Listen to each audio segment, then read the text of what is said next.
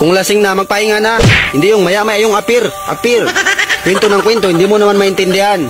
Bulong ng bulong, ang baho pa naman ng bunganga, tapos bulong lang ng bulong. Marami talagang himalang nangyayari kapag lasing na. Kaya umuwi na lang kayo. Huwag na maging feeling strong. Yung iba feeling strong, kala mo ubusan ng alak, ubusin niya talaga lahat ng alak. Grabe magtagay. Pero maya-maya, ihatid mo rin. Pero wisyo pa, bubuhatin mo pa. Kakalungin mo pa pag nagsukat.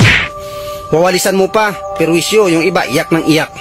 Yung iba tawa ng tawa. Wala naman nakakatawa. Yung iba kahit hindi magaling kumanta, biglang napapakanta. Nangaagaw na ng microphone kasi lasing na eh. Feeling niya magaling na siya kumanta. Yung iba naman sobrang tapang. Lumalabas na yung pagka-Jet Li. Magaling na siya magkarate. Kung sino-sino nang pinapanghamon, Diyos mio. Yung iba, kwento lang ng kwento, hindi na magpatalo. Kasi lasing na eh, alam niya na lahat. Kung anong kwento mo, alam niya na lahat kasi lasing siya eh. Akala mo naman kung magaling talaga. Pag hindi naman lasing, hindi naman makapagsalita ng maayos. Pero kapag lasing na, painumin nyo. Pag nalasing yan, grabe magkwento yan. Sobrang burit, mayabang. Kaya umuwi na lang kayo. Yung iba naman, nagiging malandi na kapag lasing na. Lumalabas na yung kalandian kung sino-sino na mga sino-sino nang pinapandukot.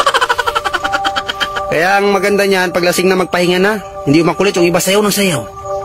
Sayaw ng sayaw, akala mo nakakatuwa naman tingnan.